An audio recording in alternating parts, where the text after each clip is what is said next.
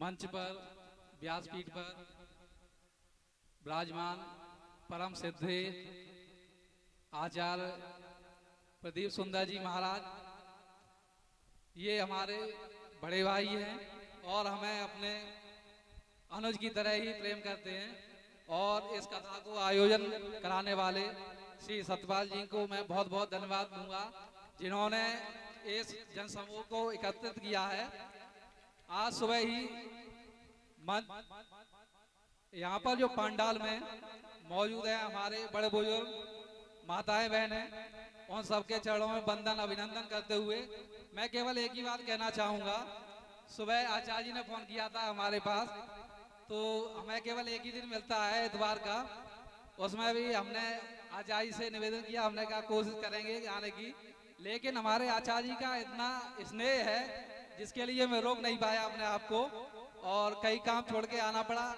अब हमारे आचार्य जी मुझे अपने छोटे भाई की तरह मानते हैं, इसलिए वो हमारा उपनाम ही जानते हैं। ज़्यादातर बहुत मुझे मतलब स्नेह करते हैं तो मिंटू नाम से ही संबोधित करते हैं। वैसे तो मेरा नाम सुमित चौहान है, पेशे से मैं अधिवक्ता हूँ और सिविल कोर्ट मैनपुरी में प्रैक्टिस करता हूँ।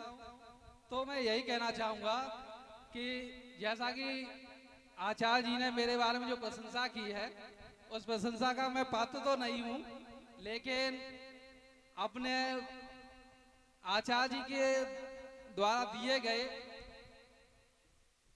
वचनों से या उनके द्वारा दी गई वाणी से प्रभावित होकर जो भी करने का प्रयास करता हूँ। लेकिन मैं एक बार फिर कहना चाहूँगा, जो आचार्य जी ने इतनी प्रशंसा की है उस प्रशंसा का मैं पात्र नहीं हूँ ज़्यादा।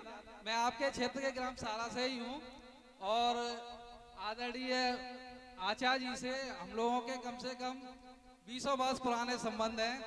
हमारे सहारा में शिव मंदिर पर प्रतिवर्ष मेला लगता है, श्रीमद् भागवत कथा का आयोजन होता है जो लगभग 50 वर्षों से होता चला आ रहा है।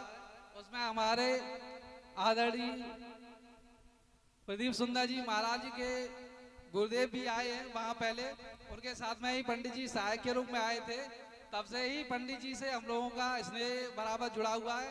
हालांकि कई कथावाचक हमारे यहाँ आए और आके कथा अपनी पूरी करके चले जाते हैं, चले गए, लेकिन जो स्नेह हमारे परम श्रद्धेय आचार्य प्रदीप सुंदर जी महाराज से हम लोगों का है वो किसी से नहीं हो पाया। ये हमें इतना प्रेम करते हैं, इन्होंने जैसे ही सुबह हमें फोन किया तो हम अपने आप को नहीं रोक सके और सब परिवार यहाँ कथा सेवा करने आए हैं। तो एक बार हम फिर इस कथा के आयोजन करता श्री सतपाल सिंह चौहान जी का अपने दिल से आभार प्रकट करता हूँ, जो इन्होंने इस जनसमूह को एकत्रित किया।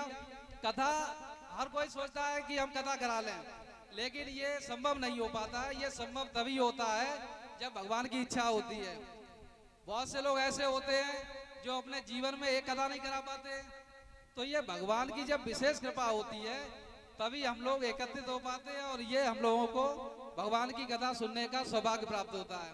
तो ज्यादा समय ना लेते हुए आदरणीय आचार्य जी के चरणों में प्रणाम करते हुए और ये चाहूंगा कि आपका आशीर्वाद हमेशा मुझ पर बना रहे और यहाँ उपस्थित सभी लोगों को प्रणाम करता हूँ और अगर भविष्य में कभी मौका मिला फिर आऊँगा। मैं तो आपके क्षेत्र सारा से ही हूँ, बहुत से लोग मुझे जानते होंगे कहीं ना कहीं किसी ना किसी माध्यम से। तो यही इसी बात से मैं अपनी वाणी को विराम देता हूँ। धन्यवाद।